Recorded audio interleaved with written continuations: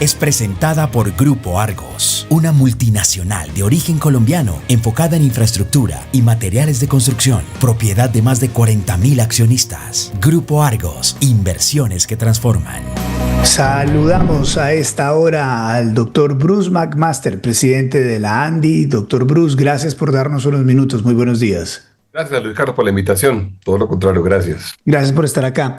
Doctor Bruce, ¿cómo está viendo usted, cómo ven sus afiliados, cómo ven los industriales, esta guerra comercial incipiente que acaba de arrancar con Ecuador? Pues Luis Carlos, con inmensa preocupación porque no parecería que es razonable que unos países como los nuestros se metan en estas aventuras que además uno, pues la estamos viendo cómo comienzan, no sabemos cómo terminan, pero además yo diría, no vemos tampoco a nadie que pueda salir como potencial ganador con todas estas, digamos, intentos por querer, yo creo que salir, no sé, es decir, realmente estamos muy desconcertados. Creemos que no hay una estrategia verdaderamente bien pensada detrás. Creemos que va a terminar perdiendo el consumidor de Ecuador, el consumidor colombiano, los productores de los dos países. Realmente creemos que se está equivocando en materia grave el gobierno ecuatoriano en este momento. ¿Cómo se afectan los industriales, los comerciantes en Colombia? ¿Cómo es esa relación comercial que tenemos entre los dos países? Pues es que vea, desde el año 69, en 1969, se ha hecho un esfuerzo muy grande por tratar de integrar las dos economías. Hubo un esfuerzo mayor, que era lo que se llamaba en ese momento la Comunidad Andina de Naciones, usted recordará, era lo que hoy en día se llama la CAN. Se pensaba en ese momento integrar a Venezuela, Colombia, Ecuador, Bolivia y Perú, Chile, inclusive en un momento dado tuvo un intento de entrar allí, y se pensaba hacer realmente una especie de pequeña Unión Europea. En ese momento era inclusive mucho antes de la Unión Europea, en donde básicamente lo que íbamos a poder era aprovechar la ventaja de tener pues la cercanía y poder tener varios mercados a los cuales pudieran producir los distintos productores de los distintos países y poder entrar sin aranceles, poder integrar y poder dividirnos la capacidad, digamos, de especializarnos para que unos produjeran materias primas de algunos productos, los otros produjeran los productos terminados, unos fueran más agrícolas, otros más mineros, otros con productos químicos, otros con productos eventualmente automotores o con productos industriales. Esa era la idea del año 69. Se firmó esto y desde ese momento realmente los países más activos en esto terminamos siendo Colombia, Perú y Ecuador. Y habíamos mantenido un nivel de integración suficientemente grande hasta el punto de que Colombia hoy en día es el principal proveedor, después de Estados Unidos, de productos industriales para el Ecuador. En el caso de Ecuador, Ecuador es el segundo comprador de productos no mineroenergéticos para Colombia. Eso es increíble. Es el sexto comprador en total de los productos que Colombia produce. Y de hecho hay una gran cantidad de productos de los que consume Ecuador hoy en día que son proveídos por nosotros. Y eso no es gratuito, no es que nos compran cosa que llaman y dicen, oiga, ¿qué está vendiendo usted hoy? Yo se lo compro, no, sino que hay unas redes muy establecidas, hay productos certificados, hay distribuidores, hay compañías grandes que se han encargado históricamente de saber cuáles son las materias primas que producen nuestros industriales, las procesan allá. Hay una gran cantidad de compañías colombianas establecidas allá también, de manera que es un error gigantesco, porque si había un proceso de integración establecido y profundo, que no dependía del día a día de los mercados, era el proceso entre Colombia y Ecuador.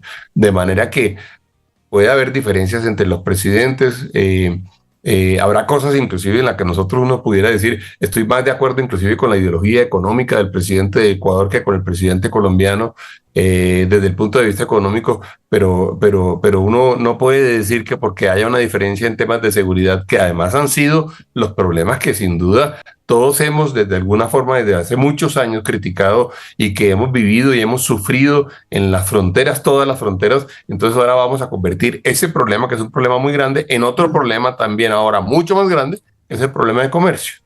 Doctor Bruce, ¿alguna vez se imaginaron los comerciantes, los industriales en Colombia, que los aranceles se iba a volver una herramienta de coerción diplomática para resolver diferencias entre los países?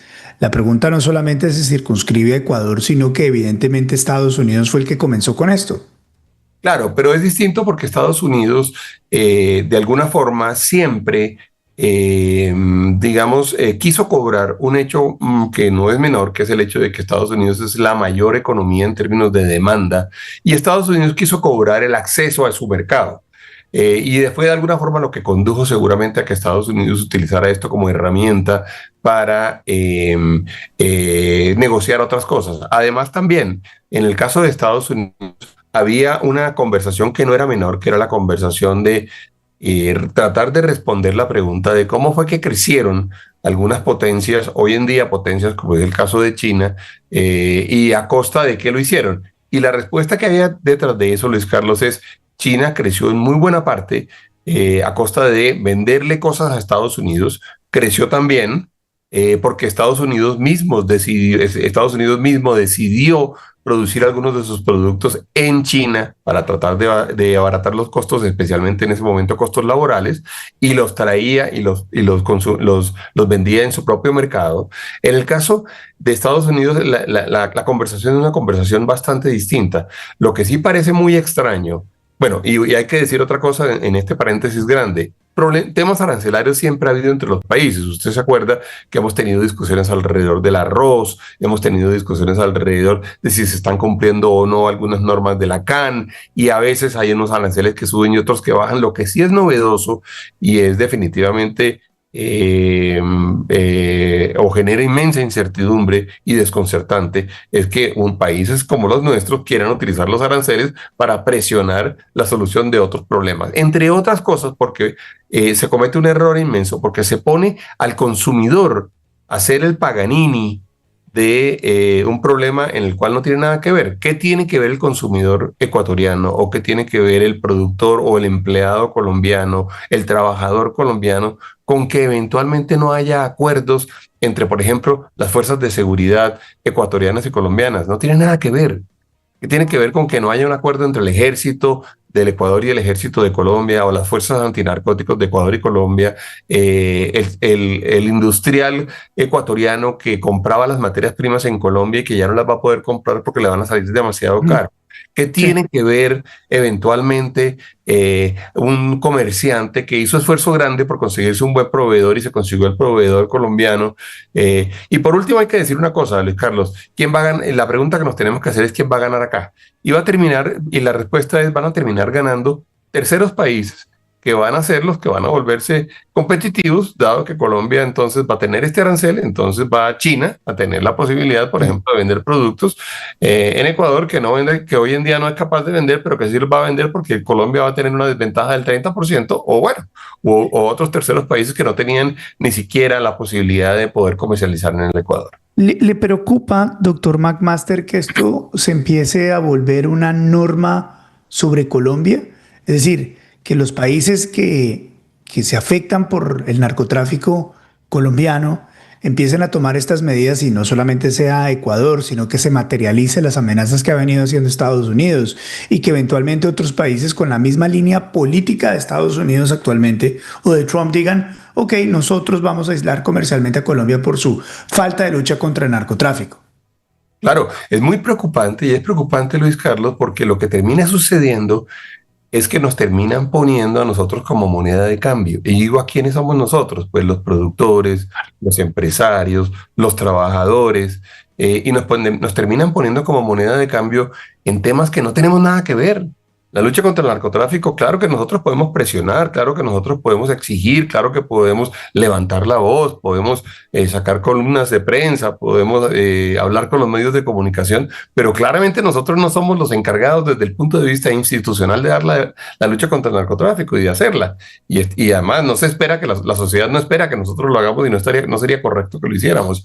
Entonces sí, si van a poner a los trabajadores y a los empresarios colombianos como moneda de cambio, y vamos a terminar entregados, pues al final del día vamos a terminar entregando el desarrollo colombiano, el bienestar colombiano, lo vamos a terminar entregando en esa conversación que no es una conversación realmente del mundo de lo económico, del mundo de la producción y del mundo del trabajo.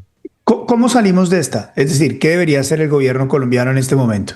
Pues le digo sinceramente que a mí me parece que la respuesta del gobierno colombiano es correcta. Yo creo que el Mm. gobierno colombiano ha hecho bien, digamos, respondiéndole duro al gobierno ecuatoriano y diciéndole, no, señor, usted no puede hacer eso, y se equivoca cuando trata de ponerle medidas económicas, y entienda que las medidas económicas nos afectan a todos, y más bien sentémonos a la mesa y tratemos de solucionar este tema en el ámbito donde hay que solucionarlo, que es el ámbito de lo militar, que es el ámbito de los cuerpos de seguridad, que es el ámbito de lo diplomático, que es el ámbito de la lucha. Pero pues usted no puede en este momento realmente afectar al trabajo y al mundo empresarial colombiano, y al mundo del empleo, y al mundo de la construcción de actividad económica y de comercio.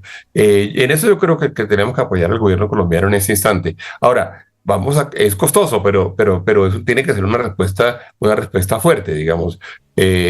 Porque yo creo que en este instante el presidente de Ecuador tiene que entender que él está cometiendo un error inmenso. Se está equivocando, y se está equivocando grande. Ayer sacamos, Luis Carlos, no sé si usted lo vio, un comunicado conjunto con el gremio de los industriales ecuatorianos, en donde dijimos, la presidenta del gremio, Mara Paz Hervis, y yo, conjuntamente dijimos, vean, eso no le conviene ni al industrial ecuatoriano, ni al industrial colombiano, ni al consumidor ecuatoriano, ni al colombiano, ni al comercializador, ni al operador logístico. No le conviene a la economía del país, de ese país, ni a la economía nuestra. Se están equivocando de moneda de cambio. No pongan a la economía y al bienestar del país como moneda de cambio de esta discusión, que puede ser válida.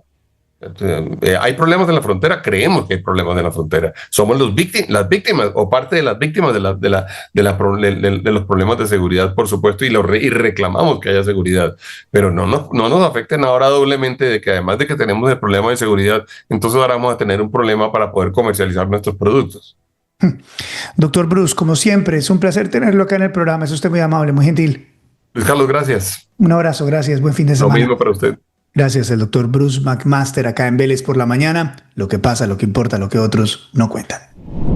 Esta sección es presentada por Grupo Argos, una compañía que está acelerando su crecimiento con una nueva plataforma de agregados del Caribe hacia Estados Unidos, la expansión en energía solar, vías y aeropuertos. Grupo Argos, inversiones que transforman.